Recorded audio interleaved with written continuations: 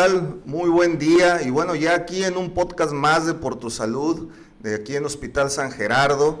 Y bueno, como siempre, les traemos especialistas de lujo, especialistas obviamente en el tema, especialistas que son médicos que ejercen en su especialidad y sobre todo que tienen experiencia y los métodos de tratamiento, tanto quirúrgicos como no quirúrgicos, más modernos. Y en esta ocasión nos acompaña el doctor Carlos Barajas, ginecólogo. Te agradecemos, Carlos, que estés aquí con nosotros. Muchas gracias. Buen día a todos. Encantado yo, Ricardo, de compartir contigo este espacio con todo el público. Vamos a responder varias dudas que existen, a quitar varios mitos. Exacto. Y de un tema muy importante que atañe a toda la población y a nosotros, que nos pega como médicos, como personas, como familia. Entonces creo que es mi parte como ginecología. Me presento un poquito. Sí. Soy ginecólogo, avalado por el Colegio de Ginecología. Soy médico egresado de la UMAE 23 de Monterrey. Muy bien. Tengo por ahí un diplomado en colposcopía también, avalado por la Universidad de Puebla, y de oncología y de trato de oncología en mujer. Excelente. Entonces, esperemos poder responder todas las dudas y aportar algo. Claro, y es muy importante porque fíjate que, como bien lo dices, vamos a estar hablando de un tema que atañe a la familia, y sobre todo, pues imagínate, vamos a hablar del tema de embarazo de alto riesgo, que la verdad, híjole, yo creo que todos los que nos están sintonizando han sabido de algún embarazo difícil o de algún embarazo donde el ginecólogo le ordena a la señora no moverse, no más que al baño, y a veces ni al baño. Digo, ya ahorita tú me vas a aclarar esos temas, pero ¿en qué consiste o cómo podríamos definir un embarazo de alto riesgo? Digo, para las personitas que están embarazadas en este momento, ¿qué es un embarazo de alto riesgo? ¿Cómo podemos nosotros hablar de que ese embarazo tiene un alto riesgo? Muy bien. Para empezar, cualquier condición que llegue a poner en riesgo a la mamá o al bebé, ya sea antes del embarazo o propiciado durante el embarazo o en los primeros 6 semanas después del embarazo, se considera como embarazo de alto riesgo. Okay. Entonces, ya de ahí, para empezar, el término impacta un poquito. Sí, dices tú alto riesgo, dije, ay, es una bomba, ¿o qué onda? Sí. Entonces, presentárselo a la paciente y que ella llegue con la familia y le diga, sí, me dijeron que tengo embarazo de alto riesgo, híjole, les impacta bastante. Claro. Entonces, hay que aclarar esa parte que es el término que se le denomina, para que el control sea un poco diferente y para que las pacientes estén al tanto de los signos y síntomas que puedan llegar a presentar, para que esto no pase a mayores. Porque una cosa es hablar de embarazo de alto riesgo y otra cosa es hablar de amenaza de aborto, otra cosa es hablar de parto prematuro, que a lo mejor eso involucra el concepto de embarazo de alto riesgo, ¿no? Sí, precisamente eso. Entonces son varias condiciones, bien lo mencionas. Incluso si hablamos de un embarazo en un adolescente, ya por definición en México eso se cataloga como un embarazo de alto riesgo por las complicaciones que puede llegar a tener. Una paciente que previamente tiene una enfermedad que llamemos muy común en México, diabetes, que es una enfermedad que, aunque esté bien tratada y que esté controlada, pero ya con el simple hecho de tener esa enfermedad previa, ya te clasifica. Así es, a considerarlo como embarazo de alto riesgo. Y bueno, eso a nosotros como médicos nos hace una selección de los pacientes en los cuales tenemos que poner más atención. Ok, por ejemplo, entonces, un embarazo de alto riesgo no significa nada más, o sea, que ya tengas un problema de aborto, que tengas un problema en el producto, en el bebé, sino que potencialmente lo puedes tener. Hablaste de diabetes, hablaste de hipertensión, hablaste del embarazo en la adolescencia, que, o sea, ya por definición eso se clasifica como embarazo de alto riesgo. ¿Qué diferencia hay en cuestión de la atención? Supongo que citas más frecuentes o algún otro tipo de estudios entre un embarazo, entre comillas, vamos a llamarle no de riesgo, y a un embarazo que se clasifica tal como embarazo de alto riesgo, ¿no? Sí, es muy importante. Yo le comento a todas mis pacientes, casi cuando vienen, que cada embarazo es muy diferente. Claro. Y yo trato de individualizar a cada mujer, porque así son, todas las mujeres son únicas. Entonces, son especiales y cada una de ellas tiene por su historia y por sus condiciones, Claro. tienen que tener un trato adaptado a sus condiciones. Ahora, el embarazo de alto riesgo se involucra un poquito más que nosotros tengamos cuidado con ella. Todo va a ser distinto. Lo importante aquí es que haya muy buena comunicación entre el médico y la paciente para resolver todas las dudas que haya. Y sobre todo, si las citas son más frecuentes, Okay. o los estudios de laboratorio. Vamos también. a partir, por ejemplo, de lo normal. Un embarazo, entre comillas, de buena evolución, ¿cuántas visitas en esos 9 meses, en esos 38, 40 semanas debe de tener con un ginecólogo? Mira, se recomienda actualmente la frecuencia que debe de haber, se acostumbra una visita por mes. Okay. Y al final del embarazo ya va siendo más seguido. Okay. Entonces estamos hablando de que alrededor de 8 o 9 visitas se va a llevar en todo el embarazo. Okay. Eso sería lo ideal, lo adecuado, aunque a veces llegan pacientes que se enteran que están embarazadas a la mitad del embarazo. Hablando que yo no sabía que estaba embarazada y de repente llegan, hoy me ha tocado casos en donde llegan a las 36 semanas ya casi por aliviarse, no saben que están embarazadas. Oye, y eso es real, ¿no? Porque luego hay pacientitas donde tienen alteraciones menstruales, donde pues duran meses sin menstruar y nunca se dan cuenta que ya prácticamente van a tener el parto, ¿no? Sí. ¿Es común? Fíjate que es más frecuente de lo que pensamos, o sea, sí parecen cosas de película nada más que ocurren, pero no, desafortunadamente a veces sí llegan sin saber y llegan ya al final del embarazo casi.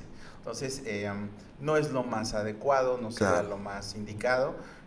Si nosotros hablamos de qué sería lo indicado, es que la mujer decida, bueno, las parejas en sí, porque depende de los dos, Sí, la claro, mujer y claro. el esposo. Por eso se dice, ya nos embarazamos, ya Sí. no nada más, no, la que está embarazada es mi esposa, no, los dos. No, sí, entonces lo ideal sería que desde antes ellos dijeran, vamos a buscar un embarazo, Claro. vamos a ponernos en condiciones adecuadas para traer un nuevo ser a este mundo. Exacto. Entonces desde antes, ¿verdad? Pero no ocurre así. Yo creo que 8 de cada 10 embarazos son no planeados, aunque sí son muy aceptados ya cuando Claro. llegan y todo, pero desafortunadamente no son planeados desde ese punto de vista.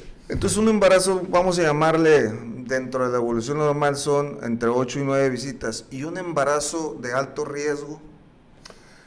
Ok, bueno, eso sería lo ideal, pero realmente en promedio yo creo que estamos viendo un embarazo normal 5 o 6 visitas, porque por lo que te comento. Sí. Entonces ya en promedio ya un embarazo de alto riesgo implica a veces más, a lo mejor 10, 12 visitas. Y aparte también depende de la evolución que vaya teniendo, ¿no?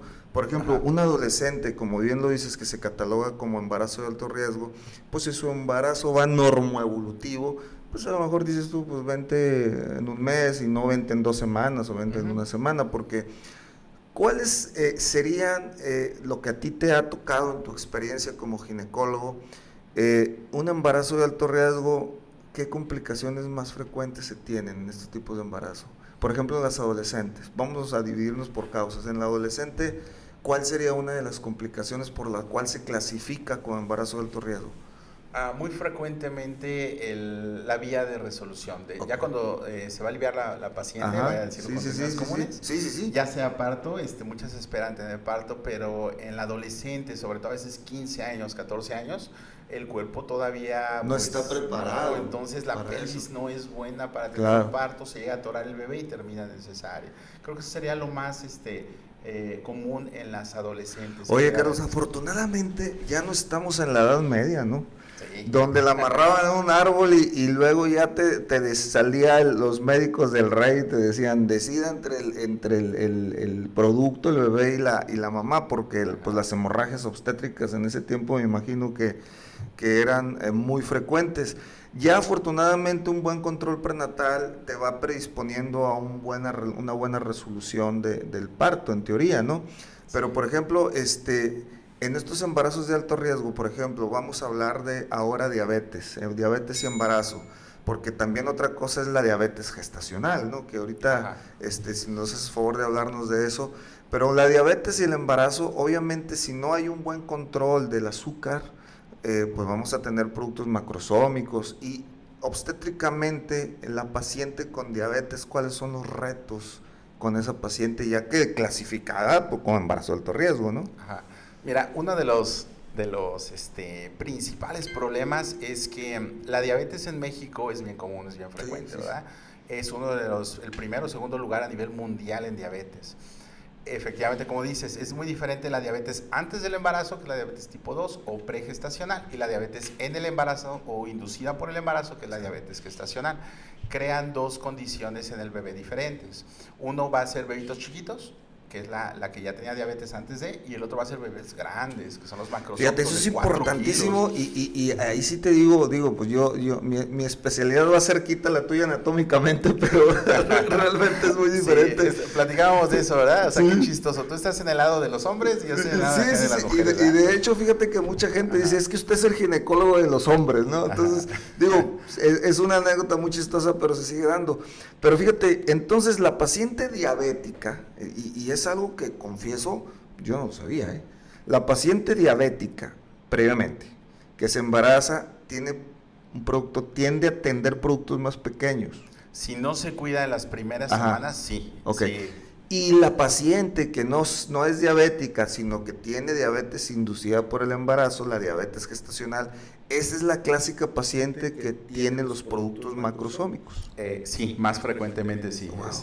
Cuando no se cuida bien lo del azúcar, ya en la segunda mitad del embarazo, entonces sí nos crea productos grandes, de 4 kilos, 4 y ahí hablar de un parto, entre comillas, como lo decimos, sin términos médicos, hablar de un parto natural, pues ya estamos hablando de algo muy, pues un poquito más difícil, que sin embargo se da, ¿no? Se ha dado, sí, me ha tocado, es que cada mujer es diferente. Sí, sí, híjole, y sorprendentemente he sacado partos de una mujer de 4 kilos 200 que ha salido el bebé, wow. Y luego hay pelvis chiquitas que un bebé de 2,800 o 2,700 no cabe.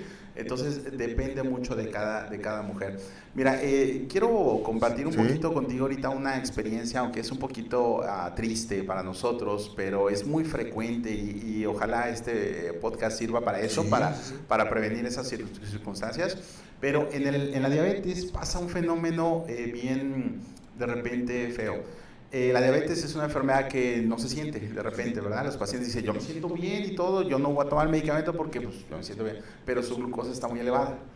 Entonces, hay veces que si la glucosa se mantiene muy elevada en cierto tiempo durante el bebé, se le informa a la paciente, pero si no sigue tratamiento, no se cuida y todo eso, la principal complicación o la complicación más fea que nos ha tocado ver y todo eso, es que de repente, de un momento a otro, pum, el corazoncito del bebé se detuvo. Sí, es una tragedia, es algo que no queremos experimentar, un evento tan hermoso y tan bonito que todo el embarazo que estuvieron esperando, pero desafortunadamente en las pacientes con diabetes que no se cuidan, de repente pasa ese fenómeno a las 34, 35 semanas y dicen, de repente dejé de sentir que mi bebé todo se movió. Eso les marca mucho la vida y créeme, esa misma paciente nos ha tocado. Si en ese embarazo no se cuidó nada, no siguió indicaciones, al siguiente embarazo es, doctor, vengo y todo eso, ok señora, la tengo que internar. Ocupa esos medicamentos, lo que ocupe, lo que necesite. Desafortunadamente en México hay veces que aprendemos de una mala manera, ¿verdad? Entonces, lo que se le hace hincapié a los pacientes es que si el médico te dice, chécate, haz esto, haz lo otro, porque tu embarazo va así, lo realicen, porque si no, nos ha tocado esos eventos y son muy desafortunados. Eso que dices realmente lo marca mucho la cultura. Por ejemplo, y yo lo he dicho a mis pacientes y también varios invitados especialistas como tú lo hemos dicho, el paciente cree que porque no le duele, porque no se siente mal, está sano. Yo creo que tú también has tenido pacientes, sobre todo los hipertensos y diabéticos, que dicen, es que yo no me la tomo porque yo no me siento mal. Pero hay que recordar de que el cuerpo es como una bicicleta, o sea, llega un momento en que dejas de pedalear y va a seguir funcionando la bicicleta bien, pero se le va a acabar el vuelo y ahí es donde va a tener problemas. El cuerpo tiene mecanismos de defensa donde van a amortiguar al inicio de la enfermedad o por muchos años de la enfermedad, van a amortiguar los síntomas. Sin embargo, el daño interno de la enfermedad se sigue dando. Ahora, aquí estamos hablando de una cosa, de una situación súper diferente, de que y es un mensaje para las pacientes que actualmente son diabéticas y están embarazadas, aunque no se sientan mal, sigan su tratamiento porque ya va a repercutir no contigo, sino con tu bebé. Y me estoy imaginando ese cuadro que nos planteaste y la verdad que triste. Sí, y sí, es cuando ya se eso, convierte en un óbito, ¿no? ¿Qué es un óbito? Sí, es un término que se le da mucho a cuando el feto dentro de la matriz pierde la vida. O sea, cuando Sí. deja de latir el corazoncito dentro de la pancita de la mamá, es cuando se le da el término de óbito. Entonces, créeme, es algo que nosotros jamás quisiéramos ver y todo eso, Claro. mucho menos la familia. Entonces, tratamos de evitarlo de esa manera. Entonces, el consejo es, si el médico te dice, tómate estos laboratorios, tómatelos. Este medicamento, pero es que no me siento mal, tú tómatelo, porque por algo te lo está dando. No, y es lo que te digo, cuestión de cultura, porque a veces se malinterpreta donde es que el doctor me quiere tener dopada, es que el doctor me quiere tener, ya tengo todos estos medicamentos. Créanme que nosotros como médicos especialistas, lo que menos queremos es llenarlos de medicamento, pero los necesitas. ¿Cuáles serían, por ejemplo, en un embarazo, ya sea de alto riesgo o vamos a llamarle normoembarazo, los datos de alarma por los cuales, y se me ocurrió ahorita ahora sí que el término, los datos de alarma clásicos que no involucran dolor ni sangrado, pero que tienen que poner atención para saber que algo anda mal. Ahorita dijiste algo muy importante, no se me está moviendo mi bebé como se me movía. Ahora, también supongo yo que en cierta etapa del día es normal que el bebé también duerme, ¿no?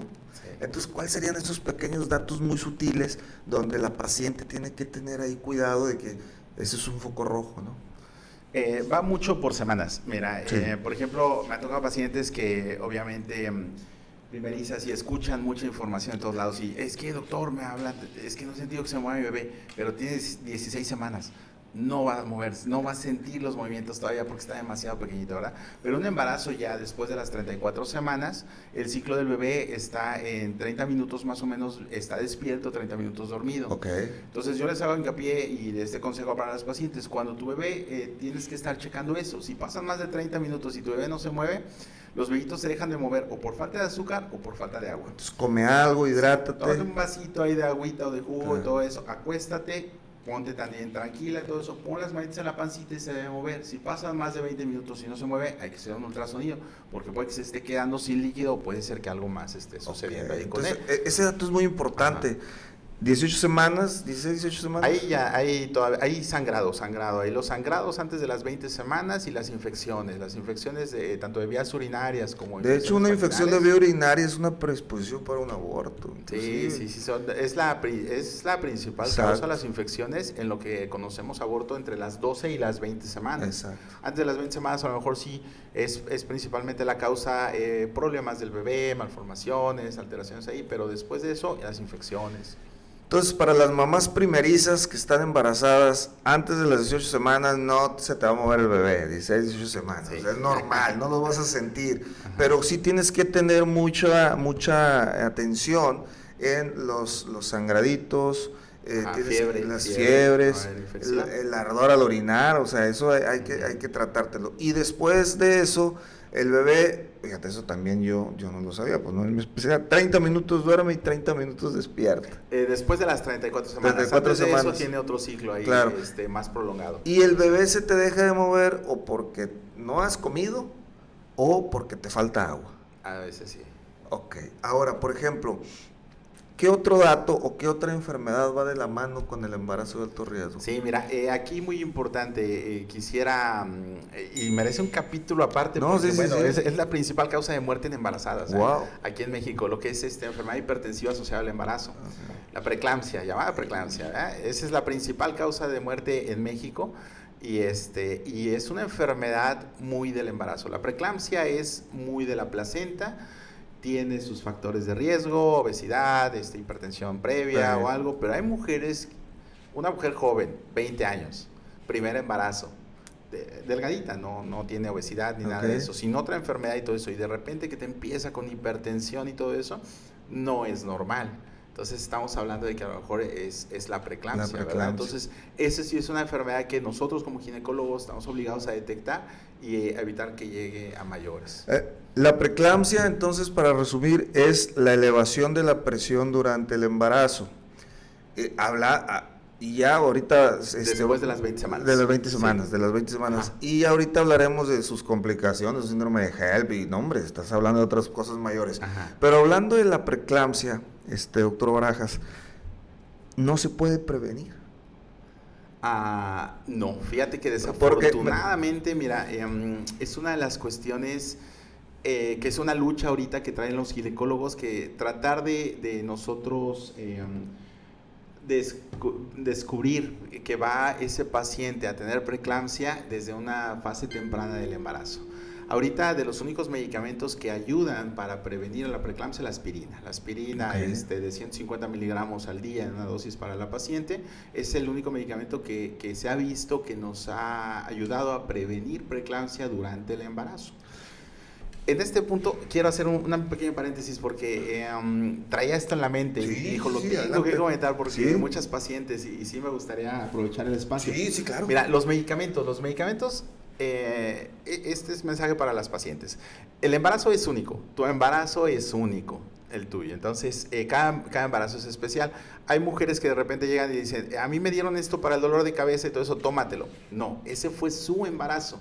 No permitan que alguien más que no sea médico les den esos tipos de consejos. Ahora, la mayoría de los medicamentos traen el logotipo bien característico de no dar a las pacientes embarazadas. Embarazadita y una raya, ¿no? Así es, como no fumar, así, no embarazada, ahí, haz de cuenta el tache. Entonces, ¿por qué es esto? Porque los medicamentos a veces se pueden dar en un espacio, en el primer trimestre, pero después ya no. O al revés, ¿no? Al principio sí y ya después no, o a ciertas dosis. Entonces, por eso los medicamentos y las farmacéuticas se previenen poniéndole el logotipo a la embarazada. Si tu médico te lo está recetando es porque seguro, pero para ti en ese momento. Entonces, igual, más adelante del embarazo a lo mejor ya no lo puedes tomar, pero en ese momento sí.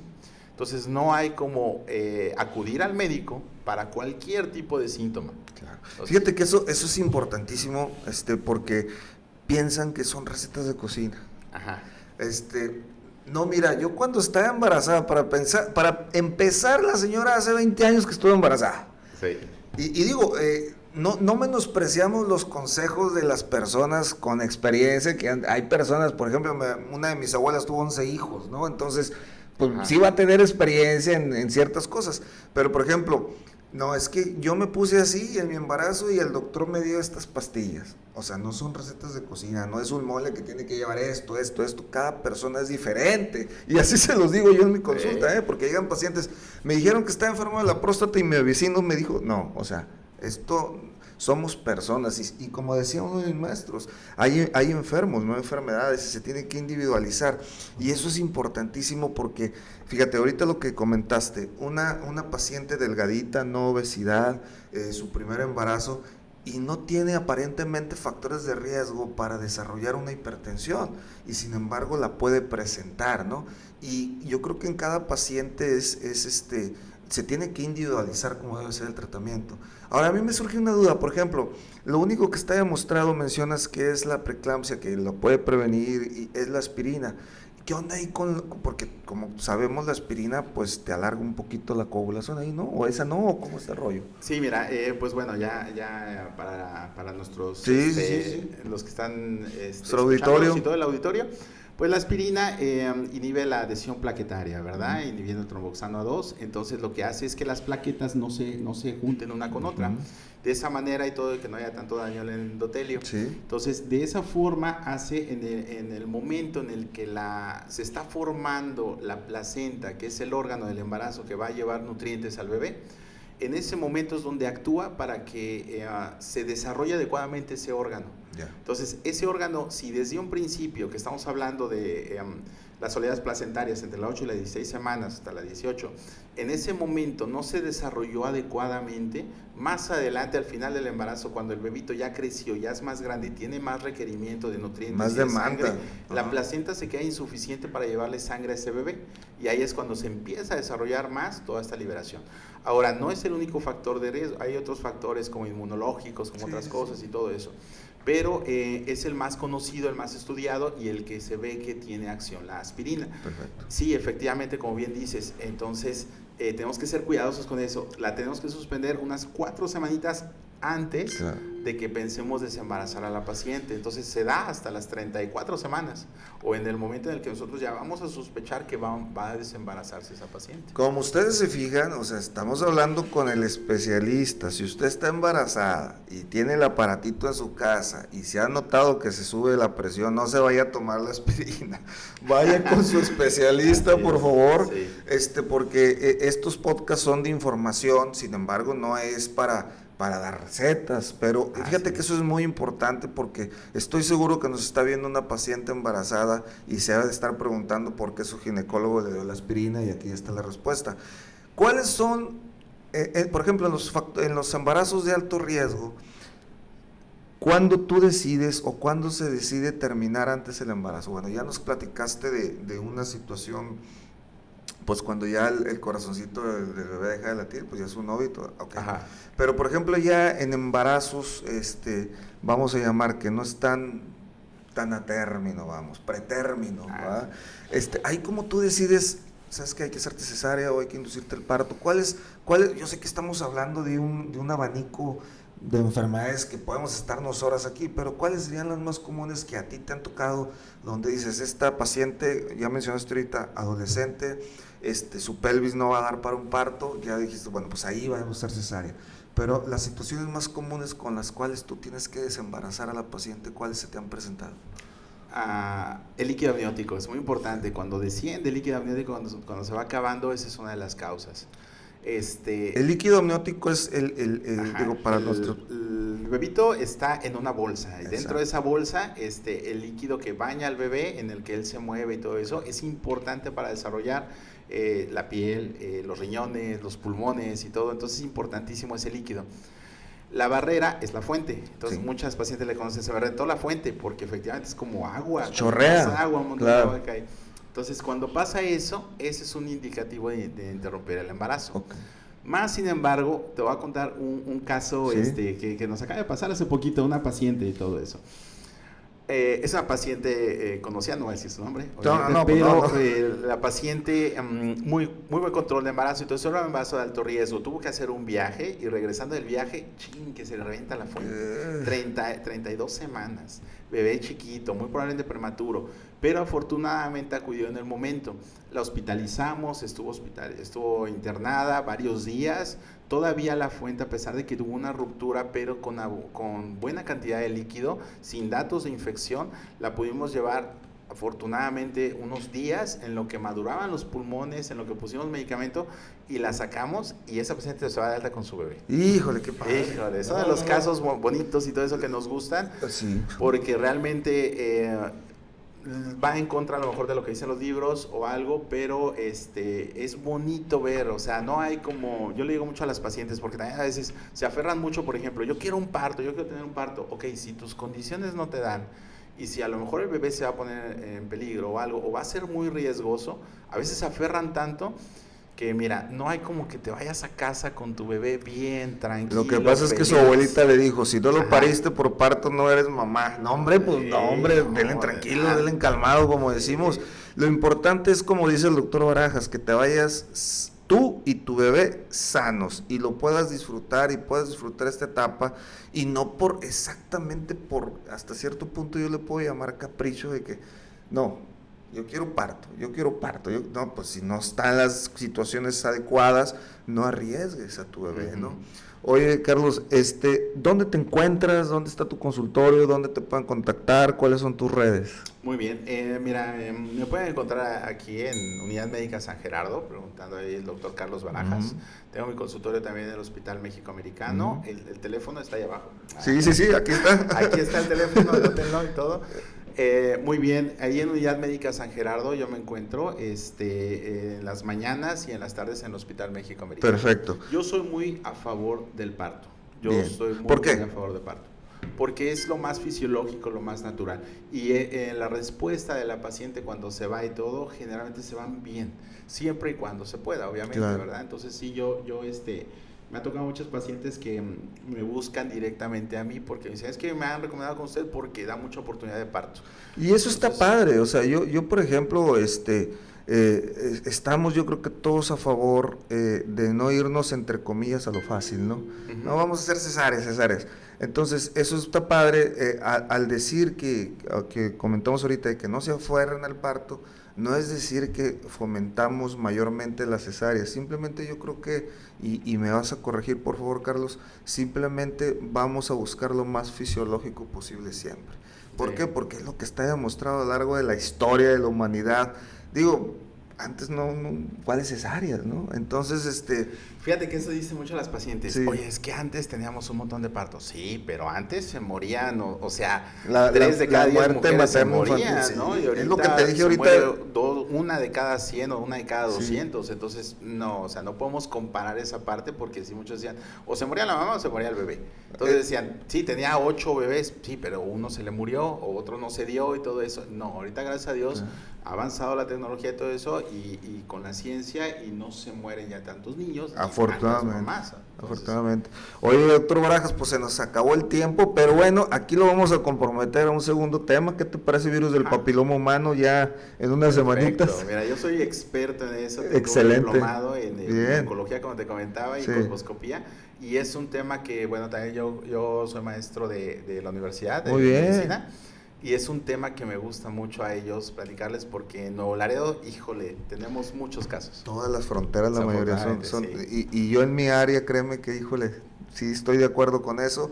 Bueno, conclusión del embarazo de alto riesgo, doctor Barajas. No se automediquen, visiten al médico, cualquier duda que tengan y todo eso es mejor con alguien especializado, con quien sea de su confianza y todo. Y si el médico les dice, tómate esto, es por algo, chécate y todo. Entonces, si tú sientes que va algo mal con tu bebé, acude a urgencias. Perfecto, pues el doctor Carlos Barajas, te agradecemos, doctor Barajas, y ya lo comprometimos a hablar del virus del papiloma humano, ya les estaremos ahí diciendo qué día, y pues agradecerte, y muchísimas gracias a ustedes. Suscríbanse al canal de YouTube Por Tu Salud, y ahí van a encontrar todos los podcasts con nuestros especialistas médicos. Carlos, muchas gracias. Hombre, gracias a ti, Ricardo. Gracias. Wow.